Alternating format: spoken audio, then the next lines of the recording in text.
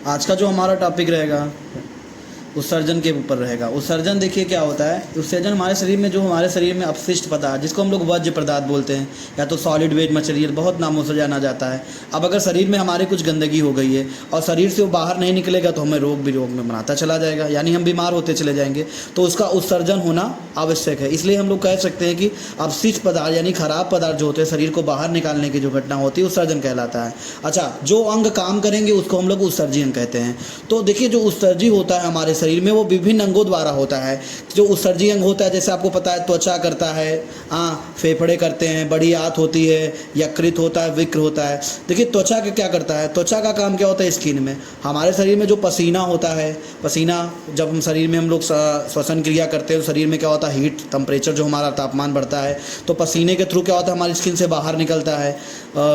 अब जैसे सीबम क्या होता है, हमारे नाक में अगर सो के उठेंगे तो आपके नाक में हल्का सा चिपचिपा आपको द्रव लगेगा, आप टच करेंगे नाक को तो आपको वो सीबम दिखता है, वो आपका सीबम होता है, वो भी बाहर निकल जाता है। अगर उसी नमक भी निकल जाता है शरीर में। नमक का कैसे, अगर आप गर्मी के दिनों इस समय आप लोग कपड़े पहनते होगे तो कॉटन के कपड़े, कोई भी कपड़े पहनिए जो भी, तो उसमें पसीना जब होता है उसमें वाइट रंग का जो एक सफ़ेद निकलता है, तो आपको समझ में आ जाएगा। उसको अगर पकड़ के चाटेंगे तो आपको नमक की मात्रा उसमें समझ में आएगी।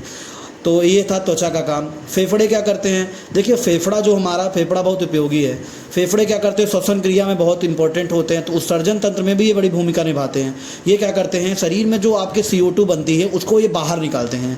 क्या करते हैं, बाहर निकालते हैं। और जो भी शरीर में जलवाष्प होता है कर्म, जैसे ठंडी के दिनों में हम लोग मुँह से भाप लेते हैं तो हाँ करते हैं, मतलब मुँह से बाहर निकल जाता है, वो आपका भाप जैसा निकलता है, धुआं जिसको आप लोग स्मोक बोलते हो, जलवाष्प होता है एक्चुअल में, वो बाहर निकलता है। बलगम क्या होता है, फॉर एग्जाम्पल आपको सर्दी हो जाती है तो आप क्या करते हो, जैसे बूढ़े लोग हो गए तो वो खखार के खांसते हैं, गर्मी के दिनों में वहीं पे खांसते हैं। तो आप लोग देखेंगे कि बलगम जो होता है शरीर में, तो जब बनता है उसको, तो आपका जो प्रेशर कौन लाता है, आप एक नाक दबा लेते हो, अगले नाक से क्या करते हो, सोचते हो कि बाहर निकालोगे, तो उस समय आपका जो प्रेशर करता है वो आपके फेफड़े निकालता है, अर्थात जो बलगम निकालता है वो आपका फेफड़े निकालता है।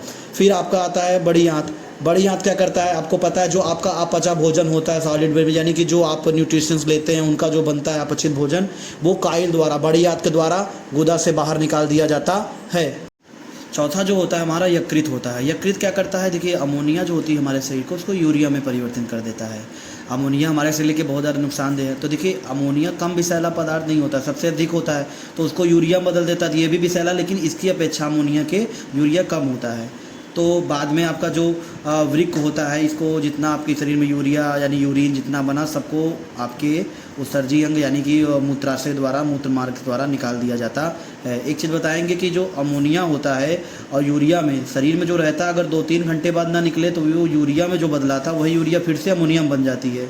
जैसे आप कोई ताज़ा गया, कोई व्यक्ति टॉयलेट किया तो उसका टॉयलेट तुरंत नहीं आपको स्मेल करेगा, लेकिन 2-3 घंटे बाद जैसे ही वो यूरिया आपने निकाला तो वही यूरिया 2-3 घंटे बाद फिर से अमोनिया बन जाती है, तो आपको वो बदबू करने लगती है, क्योंकि अमोनिया आपकी सबसे ज़्यादा बदबूदार गैस होती है। आशा करते हैं वीडियो अच्छी लगी होगी। लाइक करें, सब्सक्राइब करें चैनल को।